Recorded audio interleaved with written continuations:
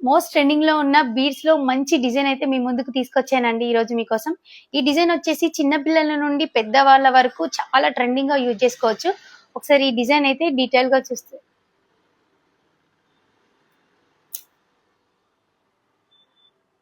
Black diamond and middle లో వచ్చేసి 4 mm స్వర్స్ కి పర్ల్స్ తోటి కస్టమైజేషన్ చేసామండి.